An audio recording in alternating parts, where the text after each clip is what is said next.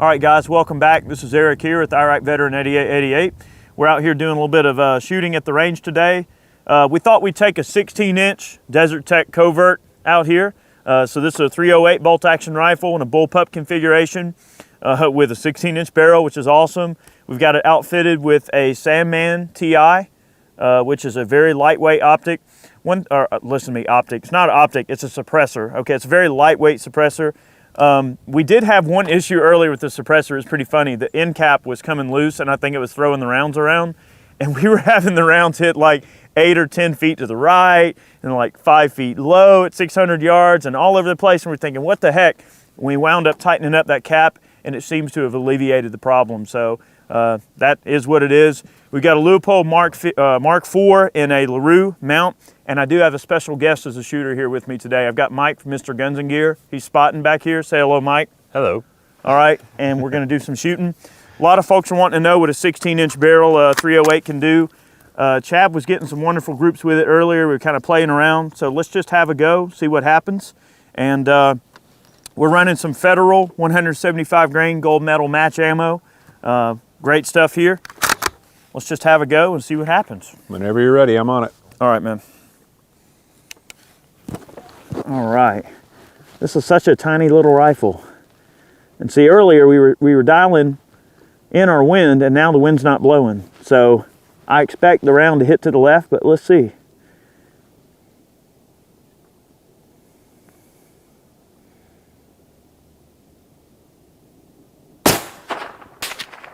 Yep, you hit just to the left. You called that about 3 inches, 3-4 inches. Got you. Let's see. I'm going to dial back.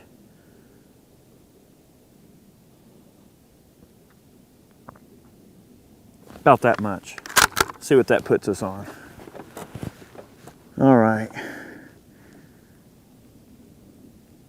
Perfect conditions now. We don't have any wind or nothing. Dead center impact.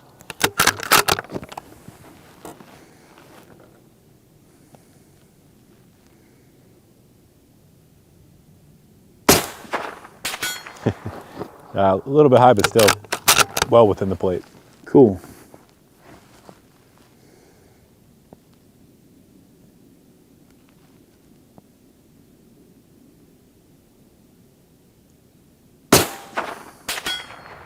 Looks like you went a little left on that one.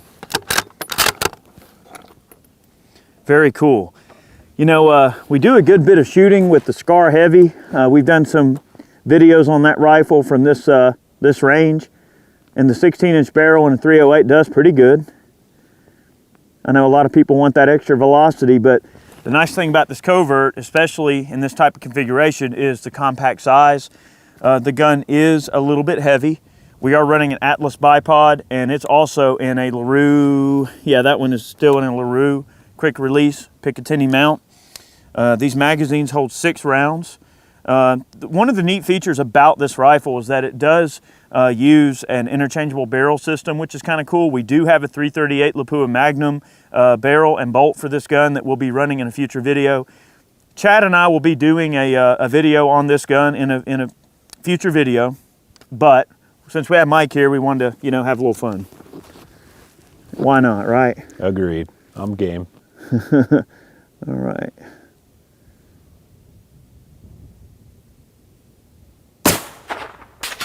All right, dead center, bottom third of the plate. Gotcha. All right.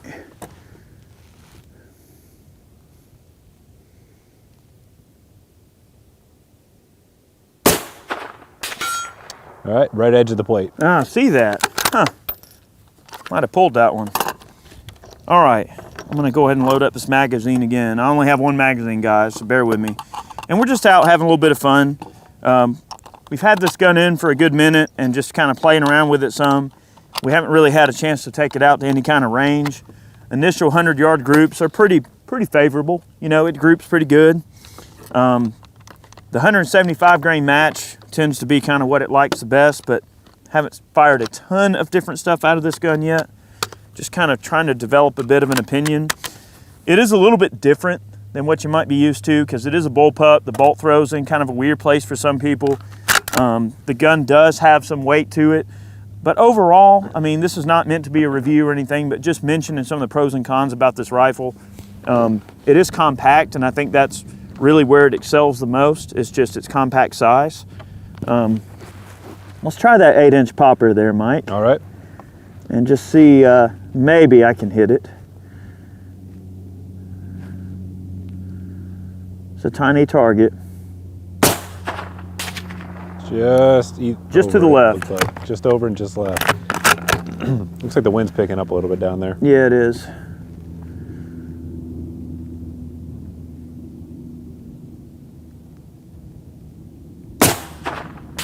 Got it. Nailed it. Nice. Tiny little target to hit with this thing. The trigger on this thing is just exceptional, for sure. Not too bad if I can do my part.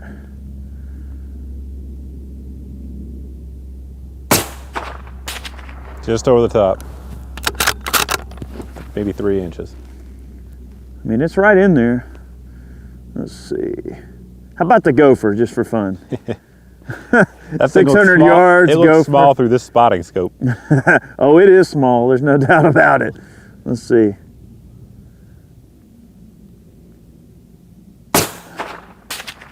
High and left. About High and left, huh? Up. 8 inches left. Cool. That thing, man. Got it. Nailed it. Dead center. Gopher shot, 600 yards, 16-inch barrel, 308. I'd probably just quit. I'll take that any day. All right, how about, since we're feeling lucky and brave, how about a headshot on our coyote down there? All right. A coyote gong.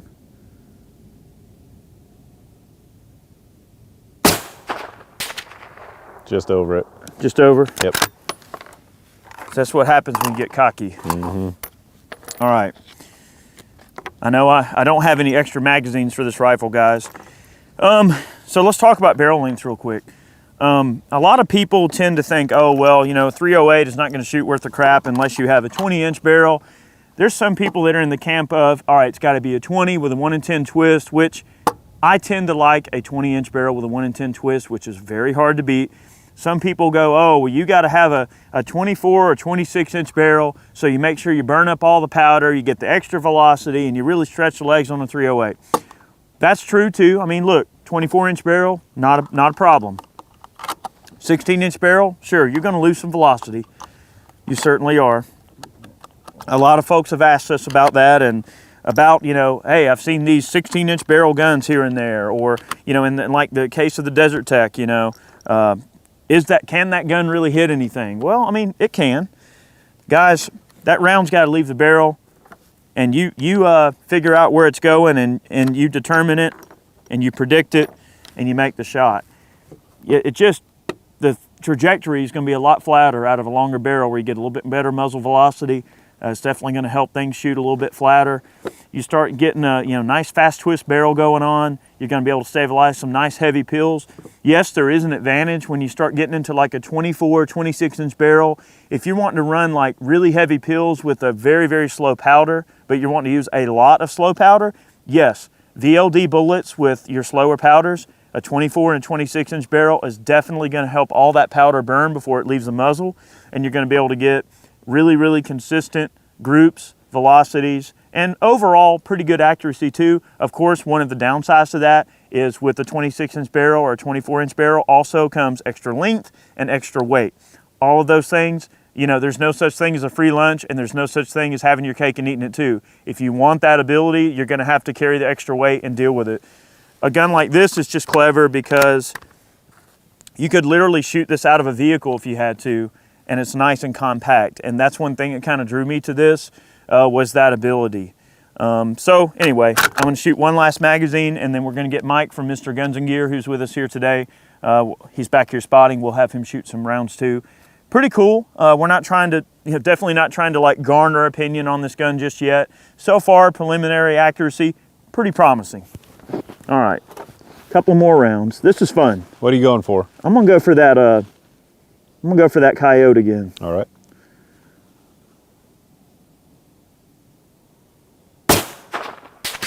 Nailed it right in the heart. I'll take it. Again.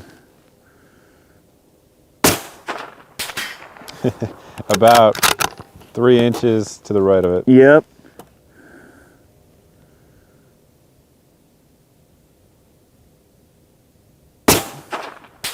Wow. Oh. You might have nicked the top of it. I think I hit him in the neck. Yep. You're definitely high on that one. Okay. This freaking thing. All right. How about that D28 hanging up there on the left? Tell you what, let's get even more adventurous. All right. All right, the head on that D28 Ooh. is 4 inches. Yes, it is. 4-inch plate, 600 yards, nothing but net. We put a couple shots right in about a 3-inch group. So. All right, we'll see if I can hit it. All right, so let's pretend that he's up armored everywhere except his head. All right. And that's the only thing that we'll do is only a headshot. A lot of pressure. All right, here we go.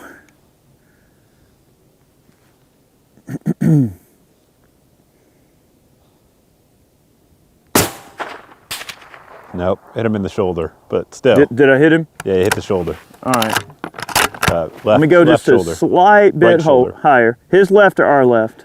Our left, his right. 10-4.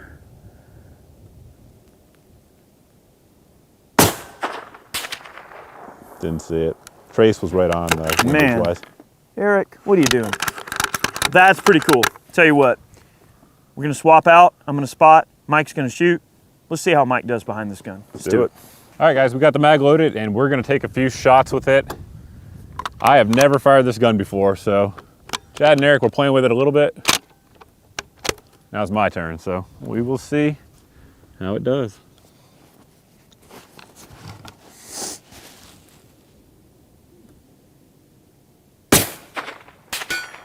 Impact. Nice. Looks like it was right in the center, man. Good shot. So like you're Eric holding right on with a 5mm hold? I was, yep. Good deal. Exactly what I was doing. Yeah, I dialed that wind back over because it was drifting a bit to the left for me when you were spotting for me. So we did dial a little bit of wind out. Right. So first impressions, right? So the trigger is excellent. It broke clean, no issues there. The bolt throw is a little weird, like Eric mentioned. We'll see if we can get used to that.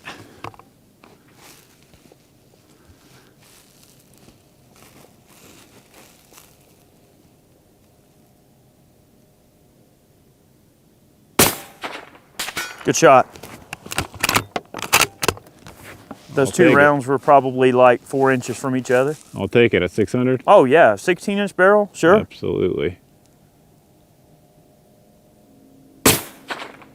Impact. All right, let's go for something harder. Your triangulation's probably about 8 inches. All right. Not bad. Let's go for the 8-inch popper.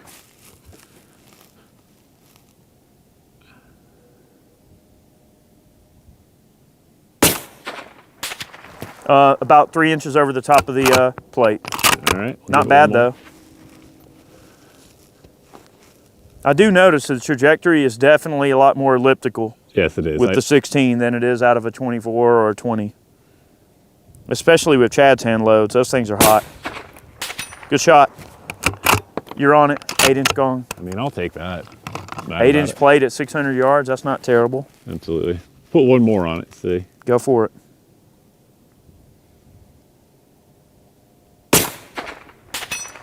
Good shot. Your two shots there are both on the 8-inch plate. They landed probably about 5 inches from each other, 4 inches from each other. I'm not gonna be bad about that. No, not at all. 4-inch group at 600 yards, that's pretty cool. So on the 16-inch barrel issue that Eric mentioned earlier, whether or not it's an issue. So Eric and Chad, and I'm sure some of you guys as well, are lucky to have this awesome range set up. And I live on the East Coast as well, so generally wooded areas, and to get 600 yards where I live is tough. So I think for most folks, a lot of people are going to be in that same boat. You know, if you're going to go out real long ranges, definitely, like Eric mentioned, the longer barrels have their advantages. But I think most shooters out there, this will work just fine as we're showing here anyway. Really does depend on what you're looking to do. Absolutely. I mean, if you just need a hunting rifle that can shoot a few hundred yards, 16 inch is fine. Right. And I mean, where I live, you almost never get a shot beyond 200. Yeah, a 200-yard shot is going to be a long shot for Georgia or any of the southeast, you know. Yep.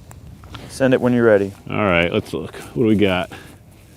All right, I'll take one at the Coyote. 10-4. Anything? Yeah, he's a weird shaped target. Yes, it is. Launch it in there and see what happens. Right over his back. Okay. It's coyotes, man. They're wily.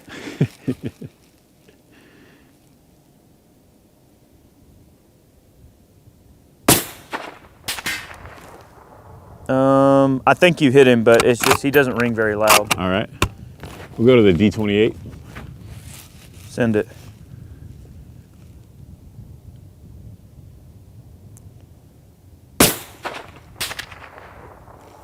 Looks like it went right over the top of his head. All right, bring it down a touch. Yep, just a hair.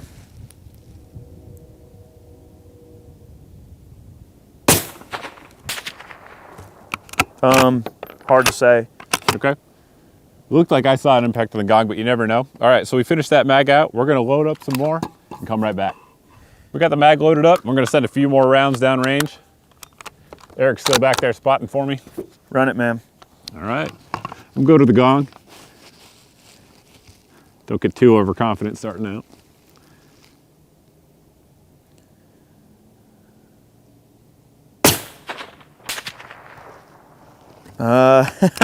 I didn't see it either. No idea. Me either.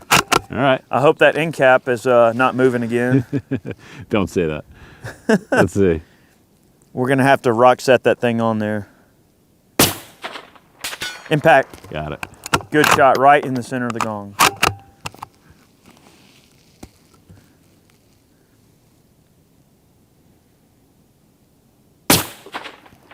Impact. Cool. Oh, what do we got here? All right, we got a little double feed. Definitely could have been user induced. That's entirely possible with the new sort of bolt throw to me. But 2 rounds trying to go home. Actually, not good. Correction. It was one. The spent case didn't come out. One tried to go in. Not good. Yeah. Again, though, that could be user error with that bolt throw. That's entirely possible.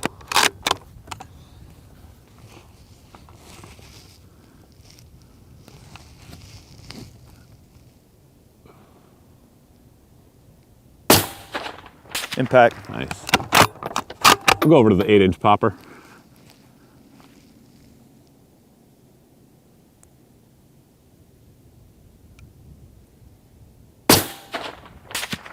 Just right over the top. You're probably about 3 or 4 inches high. All right.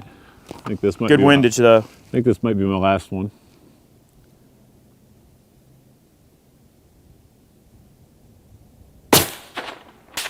Oh man, you barely missed just right off the left side of the gong. Come on. All right, well that's the last one. So I guess my initial impressions of it, I like it. One thing that's you guys probably can't see through the camera is it's relatively heavy, which of course is good for stability. Some folks aren't gonna like it, but it does feel nice and stable here with the bipod on there. Certainly the groups are pretty good. Can't really be mad about that. Not bad at all. So overall, I definitely would like to send some more rounds through one, so maybe one day. Let me swap up with you. I'll take a few shots and we'll send her home here. All right, sounds good. Let's do it. All right, I'm gonna take just a couple more shots. I do like the tone of this suppressor also. That's one thing we collectively notice. It really sounds good on this particular rifle, and I would imagine any bolt gun, definitely gonna be a nice addition. All right, let's have a little fun here. Mike did not do too bad. Yeah, not terrible. What are you going for? We'll see if I can hit that 8-inch popper there that you were shooting at down there. Just low, you probably hit the base of it. Gotcha. Just low. All right, were you going for the gong there? No, I was going for the 8-inch. Okay, you hit above the gong. No. Yes, you did. That end cap has to be moving. That is, woo. Yeah, we're gonna rock set that end cap. There's no way that's normal. I'm gonna go for the 8-inch plate again.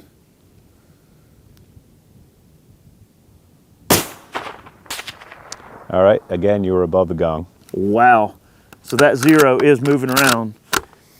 That is no bueno. Very, very bad. Negative. No good. Negatory. I can't think of any other negatives to say. No diggity, no doubt. You guys get the point. Well, that's not good, guys. Not good, boys and girls. All right, I'm gonna shoot in the same spot, Mike. All right.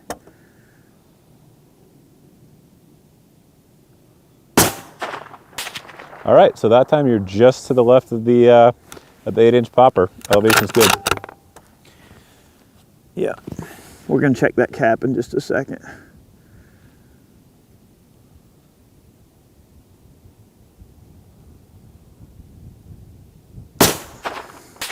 Same spot, just to the left of the popper. Gun is definitely consistent.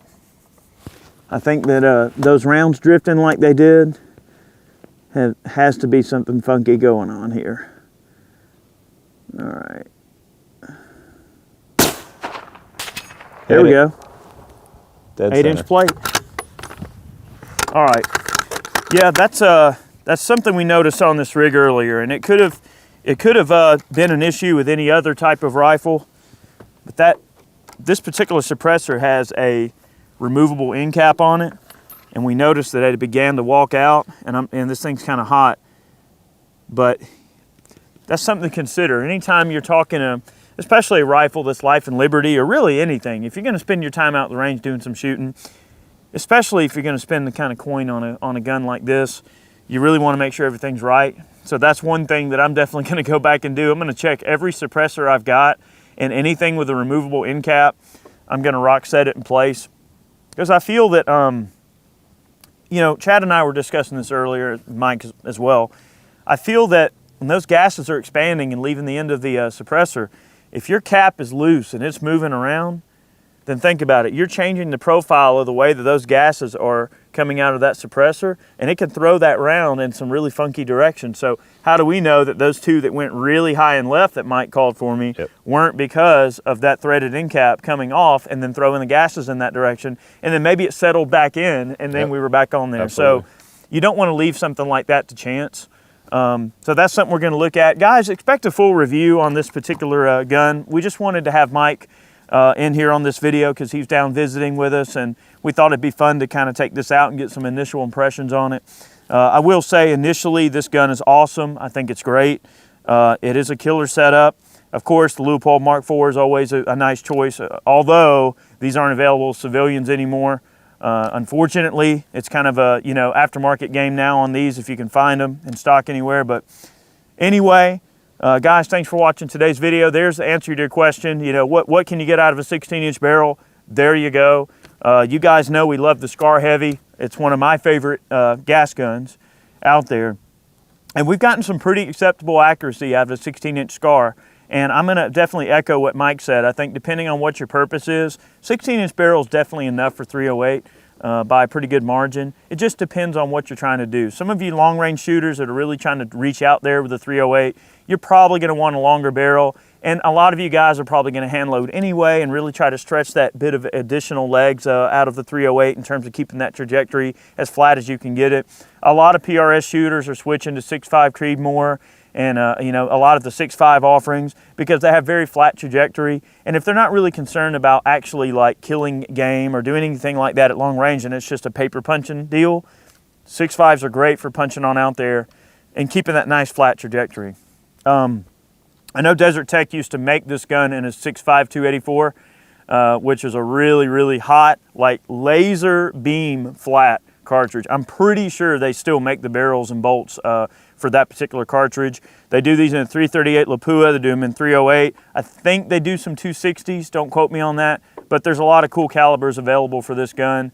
Really cool stuff. Guys, thanks for watching today's video. We'll catch you next time. Mike, thanks for hanging out today, man. Thanks for having me down. All right, we got more coming. We'll see you soon.